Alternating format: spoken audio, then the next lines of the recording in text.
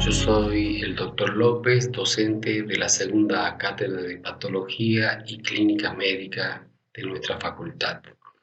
Hoy nos vamos a encarar el tema síndrome coronario agudo con elevación del segmento ST. Es a lo que comúnmente le denominamos infarto de miocardio. Una patología apasionante, constituye una de las uno de los grandes capítulos de la medicina de emergencia.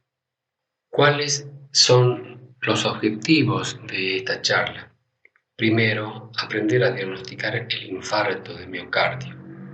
Segundo, adquirir rudimentos de la terapéutica básica.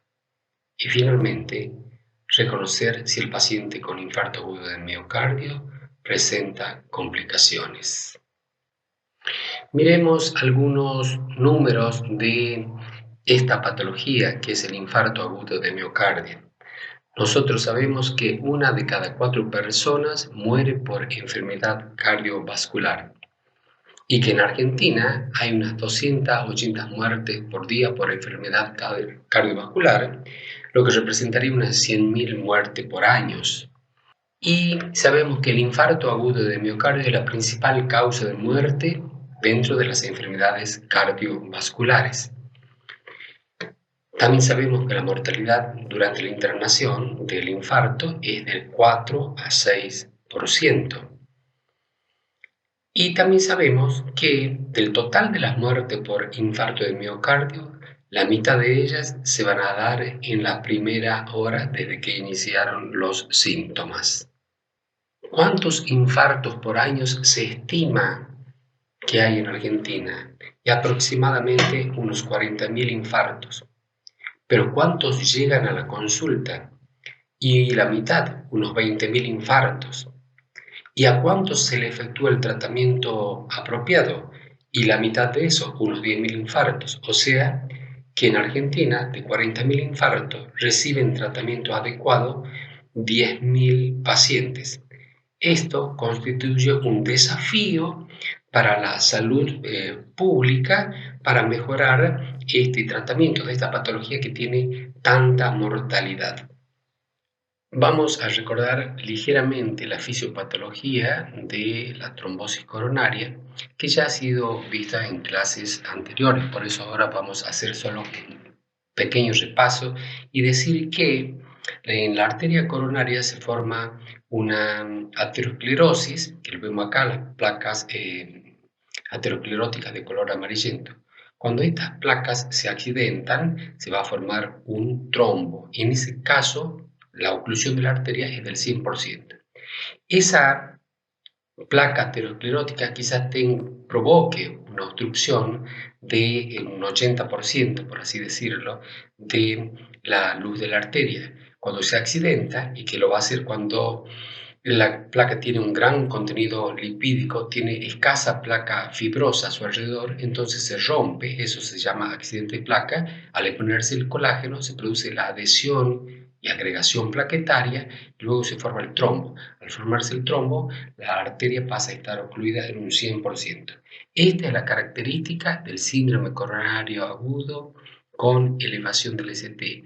La arteria presenta una oclusión del 100%, está totalmente ocluida, por lo tanto no existe circulación sanguínea.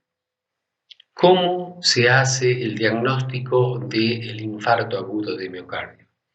Para alcanzar el objetivo del diagnóstico, existen 2 instancias fundamentales para lograrlo. Uno es el cuadro clínico.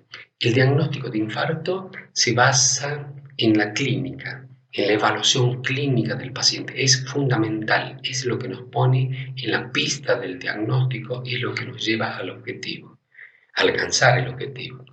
Y luego existen estudios complementarios que ya vamos a ver de cuáles estamos hablando.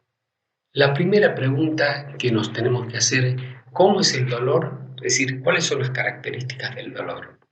El dolor, como ustedes ya conocen por semiología, Es un dolor de carácter opresivo, urente, generalmente es retroesternal. Y desde esta región retroesternal en la zona de la corbata puede irradiarse hacia el cuello, hacia el epigastrio, hacia la espalda, hacia los miembros. Muchas veces pueden comenzar en estos lugares, por ejemplo, comenzar en el cuello e irradiarse posteriormente hacia la región retroesternal.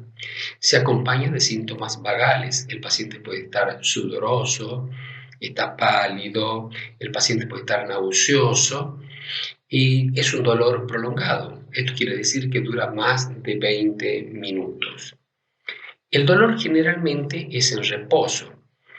Si hace algún esfuerzo se va a incrementar el dolor, pero generalmente el paciente está en reposo y ya está con dolor. Puede ser progresivo, pero progresivo en poco tiempo, es decir, comencé hace 2 horas y me dolía con una intensidad de 2 y ahora actualmente el dolor tiene una intensidad de 8 y quizás si sigue evolucionando y si dentro de media hora tiene una intensidad de 10, la máxima intensidad.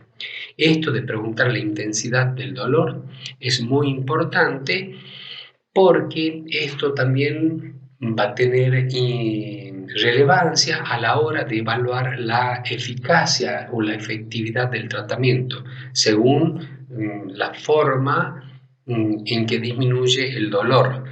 Desde ya les digo que cuando se hace el tratamiento de reperfusión, decimos que la reperfusión es positiva cuando el dolor desciende un 50%, además de otros parámetros en los estudios complementarios. Por eso es importante determinar de entrada la intensidad del dolor y decimos que 0 es cuando le duele nada y 10 es el máximo dolor. Entonces el paciente le debe asignar un puntaje al dolor que él percibe. En la tercera pregunta o el tercer paso sería el de analizar si existen estas alteraciones semiológicas en el paciente. Si el paciente dice que lo encontramos al paciente con hipotensión arterial o es más, está en shock. Si el paciente tiene rales crepitantes en ambos pulmones, si encontramos un soplo cardíaco, si el paciente presenta una bradicardia o una taquicardia, si el paciente tiene una arritmia, si el paciente ha sufrido un síncope o muerte súbita. Bueno, con esto nosotros hacemos diagnóstico de que el paciente presenta un infarto agudo de miocardio, pero además que está complicado. Esto es muy importante. Por ejemplo, si nosotros encontramos un soplo, podemos pensar que se ha roto o está disfuncionando un músculo papilar o que se ha roto el tabique interventricular y se ha producido una comunicación interventricular. Si el paciente tiene rales, y bueno, podemos pensar que está en insuficiencia cardíaca, es decir, un infarto agudo de miocardio con insuficiencia cardíaca. Ya de por sí, el infarto agudo de miocardio tiene una mortalidad importante, pero si presenta una complicación, el paciente tiene un peor pronóstico, tiene una mayor mortalidad concretamente. Si tiene una bradicardia, podemos pensar que tiene un bloqueo auriculoventricular. Si tiene taquicardia, bueno, la taquicardia puede indicarnos que estamos ante una insuficiencia cardíaca incipiente como consecuencia del infarto agudo del miocardio. Es lo primero que aparece en un paciente con insuficiencia cardíaca como complicación del infarto y el incremento de la frecuencia cardíaca. Puede tener una arritmia, algunas son graves que llegan a provocar un síncope o la muerte al paciente. Entonces, fíjense, si nosotros, resumiendo, decimos, primero hacemos la semiología del dolor, luego vemos cuáles son los factores de riesgo cardiovascular que tiene el paciente, cuáles son los antecedentes, y luego buscamos algunos de estos signos. Entonces, con esos nosotros estamos bien ubicados para el diagnóstico del infarto agudo de miocardio y si es que presenta algunas complicaciones. ¿Y por qué estamos pensando en las complicaciones? Porque toda vez que el infarto agudo de miocardio tiene complicaciones, se incrementa la mortalidad. Bueno, hemos hablado del dolor del infarto agudo del miocardio, pero debemos saber nosotros que debemos efectuar algunos diagnósticos diferenciales y es muy importante. Empecemos con lo de la derecha. El paciente puede tener una disección aórtica. Yo creo que este es el primer diagnóstico diferencial que debemos efectuar con un paciente que presente infarto de miocardio. Importante porque tienen dos tratamientos diferentes y un tratamiento puede ser nocivo para el otro. Al paciente con infarto le damos antiagregantes plaquetarios, a veces le damos anticoagulantes, y eso está contraindicado, totalmente contraindicado en una disección de aorta. Y la disección de aorta, cuando son sobre todo las de tipo A, tienen una alta mortalidad, entonces es importante que desde entrada establezcamos el diagnóstico, como por ejemplo hacerle una radiografía al paciente, una radiografía de tórax para ver si no ensancha la aorta, un ecocardiograma y también una tomografía para ver si existe la disección de aorta. Los diagnósticos diferenciales que están a la derecha son cuadros críticos como el infarto agudo de miocardio. Entonces, hemos dicho la disección de aorta, también debemos pensar en el neumotórax, el embolia de pulmón, una miocarditis, un taponamiento cardíaco, rotura esofágica, una úlcera gástrica complicada, una neumonía complicada. Y de acá de la izquierda tenemos otros que no requieren tanta urgencia para resolverse, como sería el reflujo gastroesofágico, una esofagitis, la hernia hiatal, una pericarditis aguda, una condritis, gastritis, tumores. Cuando yo menciono todos estos diagnósticos diferenciales, no significa que yo tengo que saber enunciarlo. Yo tengo que conocer cómo es el cuadro clínico de cada una de estas entidades. Yo tengo que saber cómo es una miocarditis, una embolia de pulmón, un neumotórax, cuáles son los síntomas para poderlo diferenciar clínicamente del infarto agudo del miocardio. Entonces, como en un cuarto paso, podríamos decir, tenemos nosotros el diagnóstico diferencial. Después que hemos realizado el interrogatorio con la descripción del cuadro clínico fundamentalmente, después de haber recabado los factores de riesgo cardiovascular que tiene el paciente, los antecedentes cardiovasculares, después de haber efectuado un diagnóstico diferencial, debemos proceder al examen físico. Todo este proceso, desde el interrogatorio hasta el examen clínico incluido, no debería llevar más de 10 minutos. Se lo debe hacer rápido porque recordemos que estamos en presencia de un paciente que tiene alto riesgo de mortalidad. A medida que pasa el tiempo, se va incrementando la mortalidad. Además, se va dañando más el músculo miocárdico. De ahí viene la frase esa de que el tiempo es vida o el tiempo es músculo. En el examen físico, nosotros podemos encontrar que no existen alteraciones, pero a ver, ¿qué síntomas podría presentar el paciente? Puede estar lúcido, también podría el paciente estar obnubilado. Esto puede ser sobre todo si el paciente es un anciano o si hay algún compromiso hemodinámico y el paciente está entrando en shock, podría estar obnubilado. Pero generalmente el paciente está lúcido, está ansioso, temeroso. Puede presentar palidez facial debido al gran tono simpático que presenta el paciente en este momento. Está sudoroso, nauseoso. Esos son síntomas que puede presentar el paciente. Con respecto a la frecuencia cardíaca, puede ser normal, es decir, está entre 60 y 100 latidos por minuto, pero también puede estar incrementado.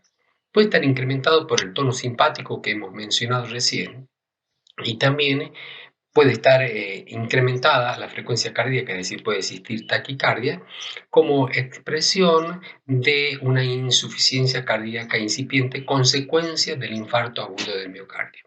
La frecuencia cardíaca puede estar disminuida, puede ser por una respuesta vagal, baja la frecuencia cardíaca, hay una bradicardia sinusal, pero también puede existir una bradiarritmia que corresponde a un bloqueo auriculoventricular. Esa sería una complicación del infarto.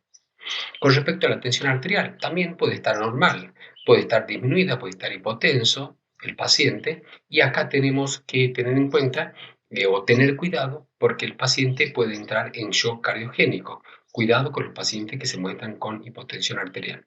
O la frecuencia puede estar incrementada por el tono simpático del que hemos hablado, o puede ser que estemos en presencia de una arritmia. El paciente con infarto puede hacer cualquier tipo de arritmia. Los ruidos cardíacos pueden estar incrementados. Si aparece un tercer ruido, debemos pensar que el paciente está en insuficiencia cardíaca.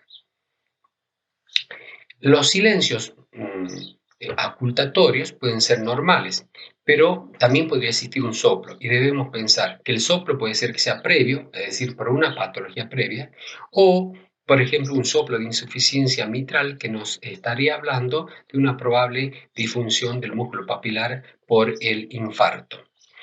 El murmullo vesicular está conservado, pero si aparecen rales, entonces nosotros debemos pensar que el paciente estaría en insuficiencia cardíaca.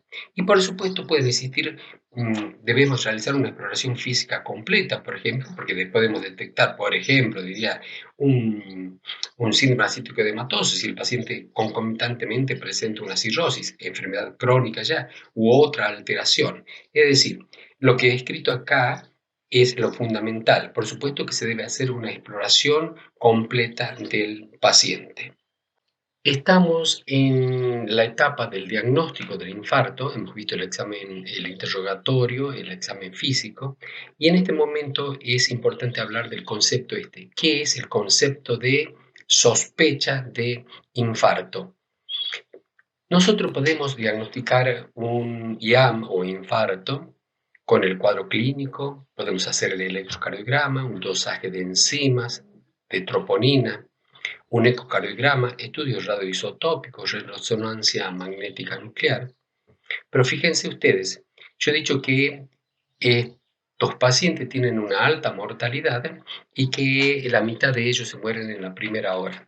Si yo le pido un dosaje de enzimas, y esto me puede demorar algunas horas hasta que tenga el resultado, lo mío podría ser la troponina también, puede demorarme algo, aunque los test son más rápidos ahora. Puedo efectuar un ecocardiograma, tengo que esperar que venga el ecocardiografista. Puede efectuar un estudio radioisotópico o resonancia magnética y quizás me den turno para mañana o para la tarde.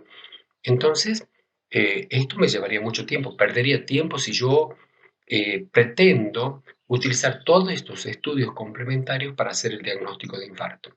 Por eso, nosotros tenemos que manejarnos con el concepto de sospecha de infarto. Es decir, nosotros debemos sospechar el infarto solo con el cuadro clínico, dado por el dolor fundamentalmente, y por el electrocardiograma, donde observamos un supra de nivel del ST. Con eso confirmamos el infarto, el diagnóstico, se confirma en un 90% de los casos. Después, yo podría hacer otros estudios como ver el dosaje de enzimas, que es para corroborar algo que yo ya lo conocía con muchísima seguridad en el 90% de los casos. También voy a hacer otro tipo de estudios como lo que llamamos rutina de laboratorio, hemograma, glucemia, uremia, creatininemia, ionograma, un perfil lipídico, orina, un hepatograma, pero eso es para detectar si es que existe una patología asociada al infarto. También le voy a hacer una radiografía de tórax y esto sí se lo debe hacer en forma pronta porque me permitirá hacer un diagnóstico diferencial con la disección de aorta si es que encuentro un mediastino ensanchado. Vuelvo a repetir, debemos manejarnos con el concepto de sospecha de Young. Dolor más supra de nivel del ST, con eso diagnostico en el 90% de los casos. Una vez que nosotros hemos efectuado el interrogatorio y el examen físico, vamos a proceder a efectuar un electrocardiograma. Es el mejor método complementario para esta situación, ya que lo tenemos muy a mano, es un método económico, se lo puede repetir cuantas veces queramos e incluso les digo que a un paciente con un infarto de miocardio se le hacen electrocardiogramas seriados al ingreso, cuando se está haciendo el tratamiento, después del tratamiento, es decir, múltiples electrocardiogramas se le hacen en el primer día al paciente con un infarto agudo de miocardio. ¿Y qué es lo que vamos a observar en el electrocardiograma? Acá en la figura abajo vemos nosotros un electrocardiograma normal, donde dice antes, y vemos la P, la Q, la R, la S, el segmento ST que está coloreado, ese es el segmento que nos interesa a nosotros, y luego la onda T. Cuando hay un infarto agudo del miocardio, cuando hay una oclusión total de la arteria coronaria por un trombo, como vemos en la figura de arriba, vamos a ver nosotros que lo que se altera es el segmento ST, hay un supradesnivel. Normalmente, fíjense en el electrocardiograma normal, el intervalo PR está al mismo nivel que el segmento ST que está coloreado de rojo. Pero en el infarto agudo de miocardio, en la etapa hiperaguda, hay un gran supradesnivel del ST que está muy por encima del intervalo PR. Se ha supradesnivelado el segmento ST y la onda T está fusionada con ese segmento, no se la distingue bien. Cuando pasa el tiempo, horas después, días después, lo que sucede es que donde existía una onda R, fíjense acá en el electrocardiograma previo, en la situación que dice antes o bien en la que dice durante, desaparece esa onda R que es positiva y aparece una onda negativa que es la onda Q. Luego el segmento ST, que está coloreado de rojo, ha descendido, es decir, tiende a nivelarse y la onda T se hace negativa. Entonces, esto sería la evolución del infarto agudo de miocardio desde el punto de vista electrocardiográfico. Ahora, de acuerdo al lugar donde nosotros encontremos ese supradesnivel del ST, podemos hacer el diagnóstico de la localización del infarto. Decimos que es anterior estricto cuando toma B3 y B4. Es anteroseptal cuando toma de B1 a B4. Es septal cuando toma de B1 a B2. Anterior extenso cuando toma de B1 a B6, también de 1 y a B. Es anterolateral cuando toma de B4 a B6, de 1 a BL. Es lateral cuando toma B5, B6, de 1 a BL. Es lateral alto cuando solo toma las derivaciones de 1 a BL. Es inferior o diafragmático cuando toma las derivaciones de 2, de 3, ABF. Y es un infarto posterior cuando vemos signos directos, es decir, supradesnivel del ST en las derivaciones B7 y B8, que no son convencionales, o bien signos recíprocos, que es que hay un crecimiento de la R en B1 y B2 y hay un descenso del ST en estas mismas derivaciones. A la derecha tenemos esquematizado las derivaciones que se van a afectar y cómo las vamos a denominar, lo vamos a denominar al infarto de acuerdo a la localización, que es lo mismo que vimos a la izquierda. Acá tenemos un ejemplo de un electrocardiograma donde vemos que el supradesnivel del ST está en las derivaciones B1, B2, B3, B4, B5 y B6 y algo también en D1. Entonces esto sería un infarto anterior extenso. Y en este otro electrocardiograma vemos que las derivaciones están el supradesnivel está en las derivaciones de 2, de 3 y ABF, es decir, que corresponde a un infarto de cara inferior o diafragmático. Acá tenemos un electrocardiograma donde vemos que el supradesnivel del ST está en las derivaciones B2, B3, B4, B5, también está en D1 y también está en ABL, o sea que se trataría de un infarto anterior extenso. En clases previas habían visto ustedes los síndromes coronarios agudos sin supradesnivel del ST y que se caracterizaban porque tenían infradesnivel del ST o T negativa o electrocardiograma normal. En este electrocardiograma ustedes vean que en D3 y en ABF hay un infradesnivel del ST y la T está negativa. Entonces, si el paciente presenta dolor y ustedes solo miran estas derivaciones, dirán que se trata de un síndrome coronario agudo sin elevación del segmento ST. Pero, si miran las derivaciones de la cara anterior, que es lo que hemos descrito primeramente, vemos que tiene un supradesnivel del ST. Y entonces, quizás a ustedes, porque no conocen, se les plantee el interrogante. Esto es un síndrome coronario con elevación del segmento ST, porque ven B4, B3, B2, B5, D1 a BL, o es un síndrome coronario sin elevación del segmento ST, porque ven infradesnivel del ST en D2, en D3 y en ABF. Bueno, lo que manda acá es el supradesnivel del ST. Este es un síndrome coronario con supradesnivel del ST. Ahora vamos a encarar el segundo objetivo, que es adquirir algunos conocimientos acerca del tratamiento del infarto agudo de miocardio. Un factor muy importante en el tratamiento del infarto agudo de miocardio es el factor Tiempo.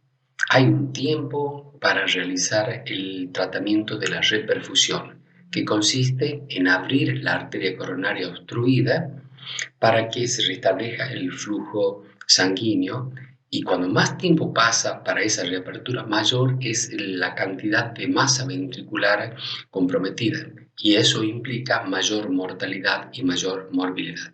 Por eso el tratamiento se debe hacer muy rápido. El paciente debe ser trasladado a una institución donde se pueda instituir el tratamiento.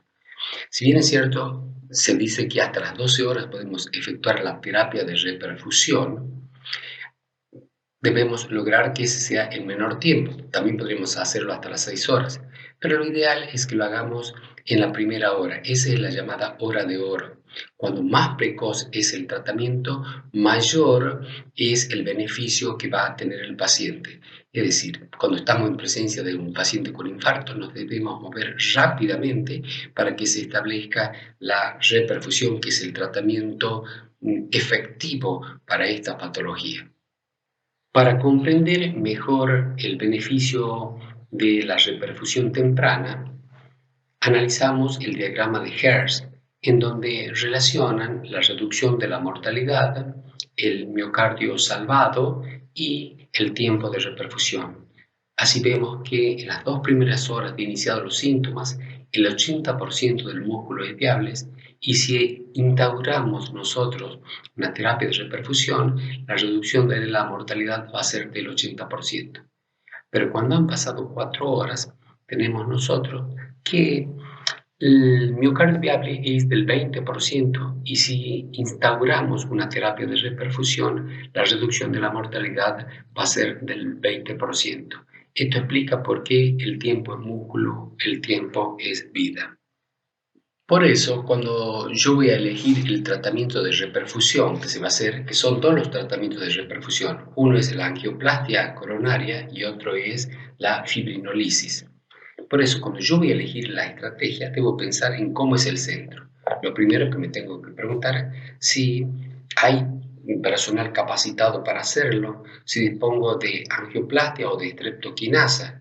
Desde ya lo decimos, el mejor tratamiento es la angioplastia. La streptoquinasa es un fibrinolítico, que es una alternativa de la angioplastia coronaria. También debo preguntarme que si, como el tratamiento de la angioplastia es el mejor, entonces yo debo preguntarme si yo derivo al paciente para una angioplastia, esta se efectuará antes de los 60 a 90 minutos.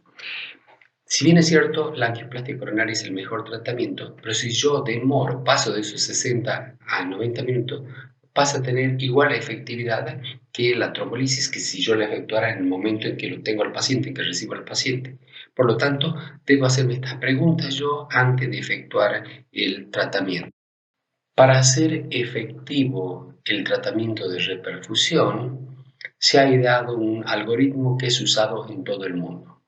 Entonces, cuando el paciente presenta los síntomas y consulta, es decir, establece su primer contacto médico, se debe realizar un electrocardiograma en menos de 10 minutos. Y allí se tiene el diagnóstico, como habíamos dicho. Luego, entonces, inmediatamente, si el centro tiene hemodinamia, se debe proceder a hacer una angioplastia primaria. Si el centro no presenta hemodinamia, entonces tiene que evaluar si es que traslada al paciente para una angioplastia, esta se va a efectuar dentro de los 120 minutos. Si sí se va a efectuar dentro de los 120 minutos, bueno, entonces se lo traslada al centro que tenga la posibilidad de efectuar la angioplastia primaria. Si no tiene posibilidad de trasladar dentro de los 120 minutos para la angioplastia coronaria, entonces debe hacer la fibrinolisis, es decir, tratar con trombolíticos, el cual se debe realizar en menos de los 30 minutos. Es decir, el paciente llega al centro y no tiene posibilidad de derivarlo, la angioplastia se va a hacer después de los 120 minutos, entonces administra trombolíticos dentro de los 30 minutos. Si el paciente es de alto riesgo, es decir, que es de alto riesgo, que tenga un infarto de cara anterior, que esté con RALES, es decir, un Kimball 2, que tenga compromiso del ventrículo derecho, que tenga una tensión arterial sistólica menor de 100 milímetros de mercurio o taquicárdico, una frecuencia cardíaca mayor de 100, entonces se procede a hacer el tratamiento fármaco-invasivo, que es después de la fibrinolisis, entre las 3 y 24 horas después de la fibrinolisis, se debe realizar la angioplastia primaria.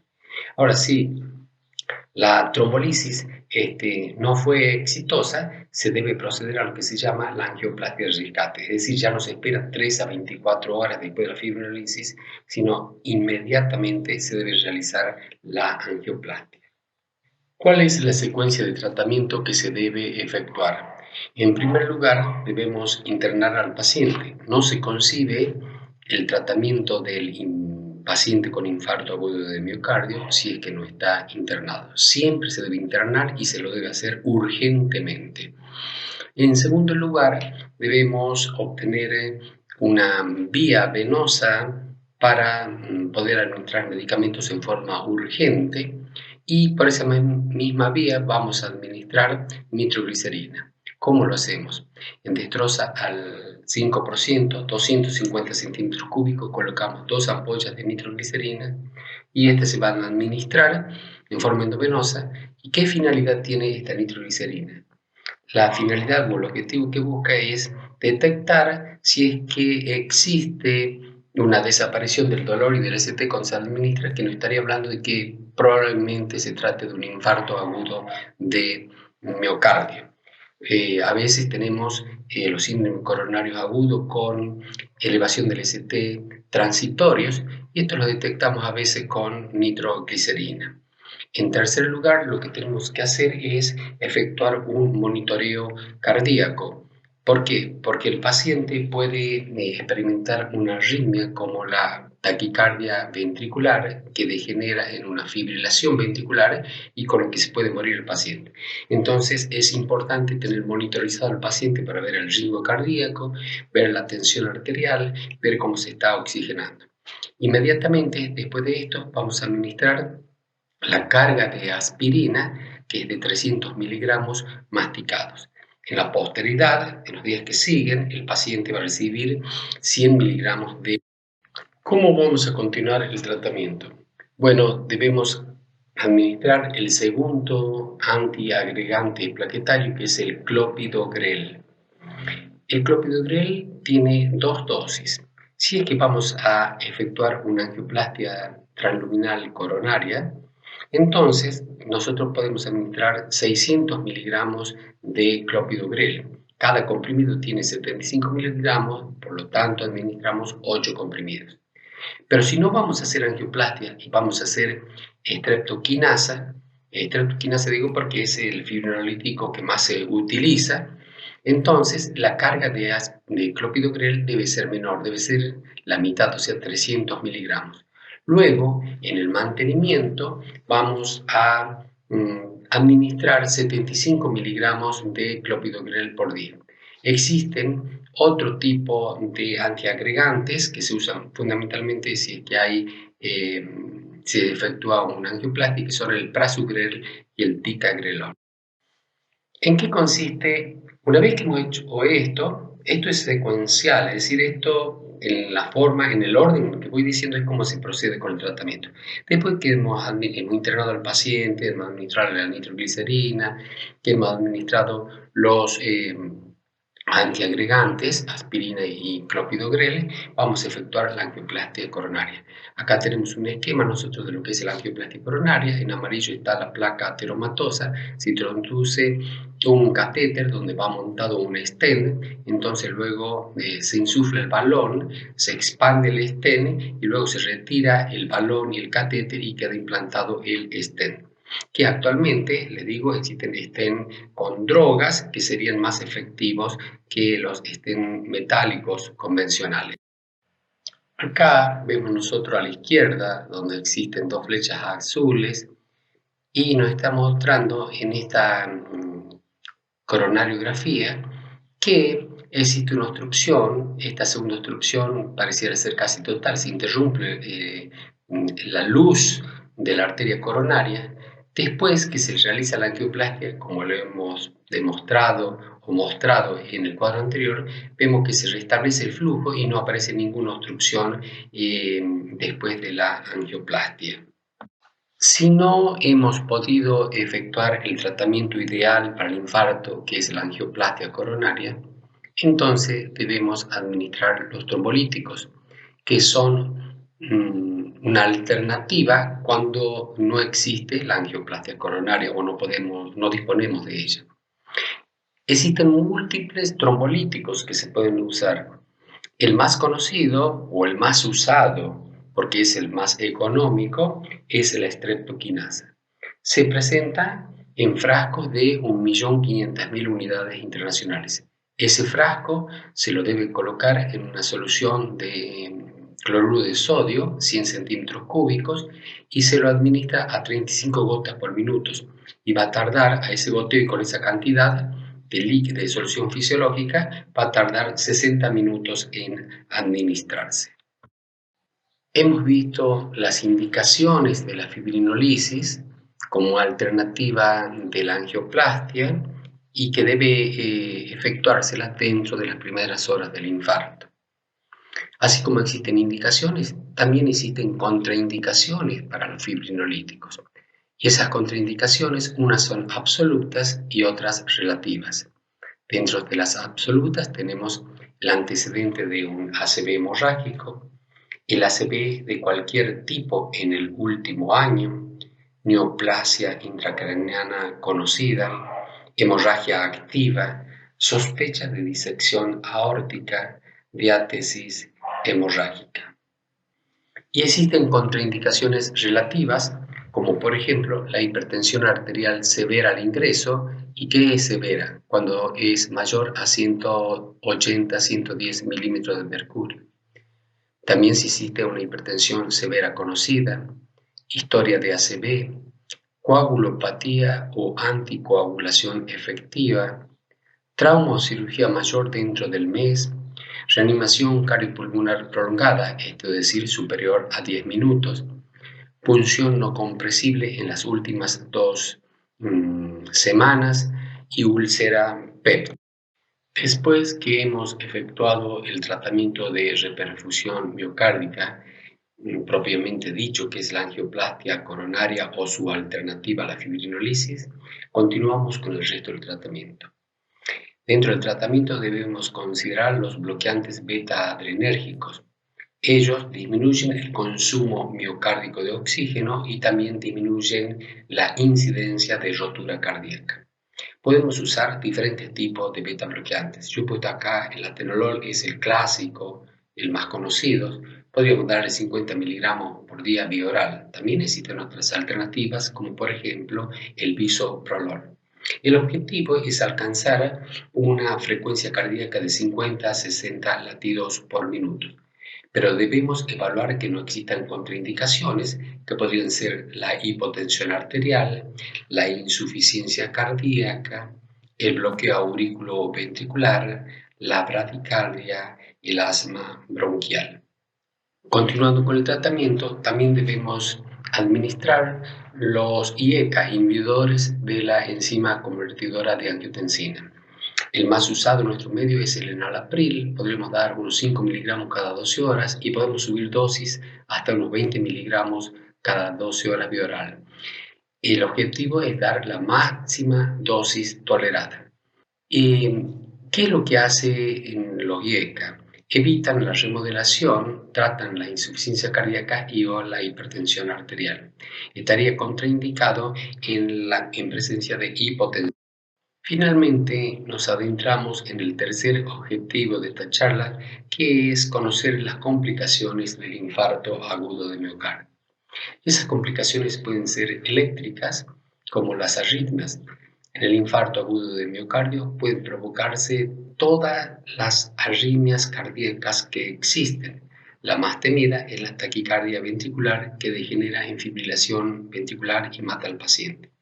También pueden existir bloqueos de rama, derecha, izquierda, hemibloqueo anterior izquierdo, hemibloqueo posterior izquierdo, Y también pueden existir los bloqueos auriculoventriculares, es decir, cuando se interrumpe la conducción desde la aurícula hacia los ventrículos, y pueden ser de primer grado, segundo o tercer grado.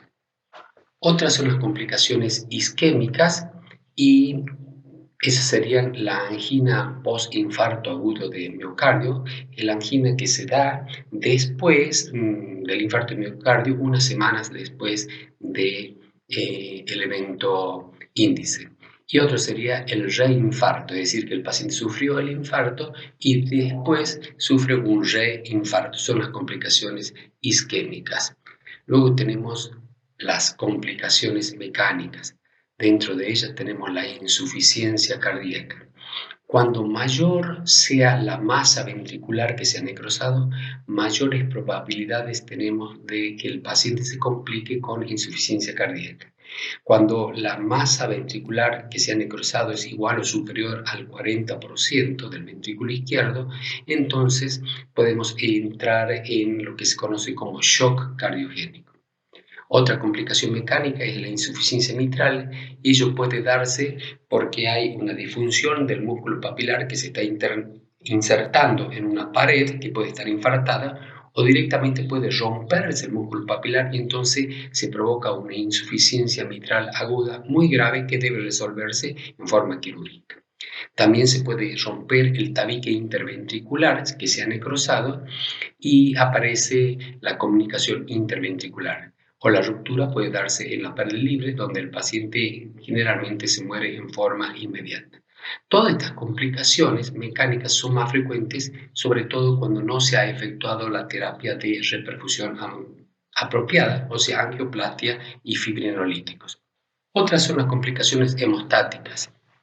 Dentro de ellas mencionamos a la hemorragia. Imagínense que estos pacientes están tratados con antiagregante plaquetario y no con uno, sino con dos, cada vez más potentes los antiagregantes. También pueden ser sometidos a fibrinolisis y eso ya incrementa las probabilidades de hemorragias, que algunas veces llegan a ser fatales, como por ejemplo la hemorragia intracraneal. Y luego están las tromboembólicas. Cuando se provoca el infarto agudo de miocardio, puede producirse un trombo en la zona, un trombo dentro de la cavidad del miocardio, y entonces eso puede embolizar hacia diferentes regiones y con sus consecuencias. Otra complicación es de la pericarditis, que se denomina pericarditis epistenocárdica.